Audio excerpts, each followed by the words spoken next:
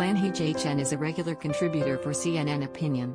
He is the David and Diane Steffy Fellow in American Public Policy Studies at the Hoover Institution and the Director of Domestic Policy Studies in the Public Policy Program at Stanford. Chen previously served as the Policy Director of the Romney-Ryan 2012 presidential campaign and Senior Advisor on Policy to the National Republican Senatorial Committee, NRS. The views expressed in this commentary are his own. View more opinion on CNN.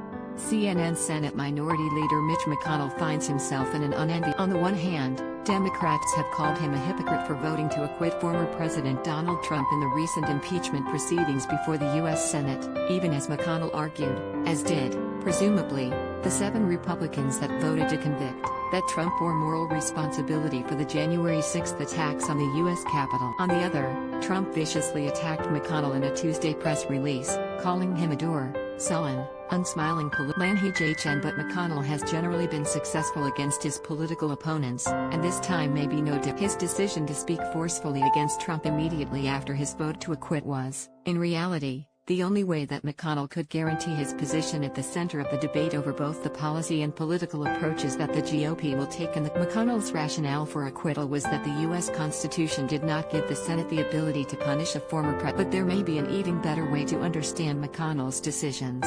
If McConnell had voted to convict, he likely would have faced a leadership challenge, if not outright removal from his role as Republican. This would have left a more pro-Trump Republican senator to take his place. McConnell's vote likely bolstered his standing in the GOP Senate conference, the majority of whom still support Trump, and retained his ability not only to play a much more significant role in shaping the Senate policy agenda, but also in influencing future elections. McConnell's statements after Trump's acquittal, on the Senate floor, in a Wall Street Journal op-ed and in interviews, made clear that the candidates he will support in 2022 and beyond will be more mainstream and, in his view, more electable. Meanwhile, Trump said in his Tuesday statement that he intends to back primary rivals who espouse making America. Read more. A dispute between the different parts of the Republican coalition is coming, and McConnell has positioned himself as the de facto leader of the effort to push back against at least some of Trump's preferred congressional candidates, in particular, those who he does not see as viable general election candidates in 2022. Kyler, Trump used to love McConnell, until this happened. Replay more videos.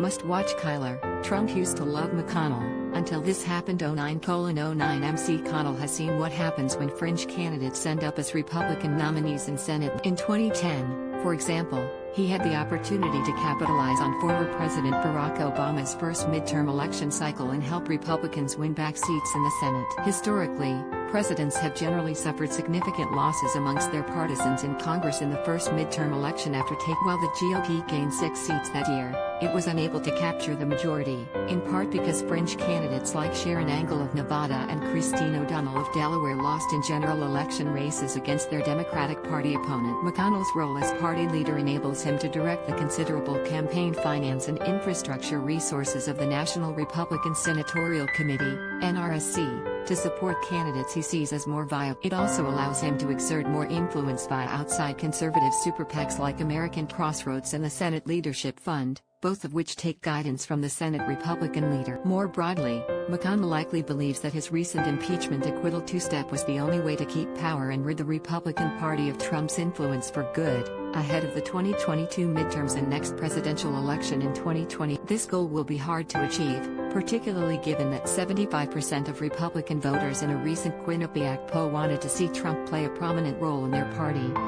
In the same poll, 71% of Republicans opposed efforts to censure, or formally criticize. Some analysts even suggest that Trump is the early frontrunner for the 2024 GOP nomination, should he choose to run again. But this should come as no surprise.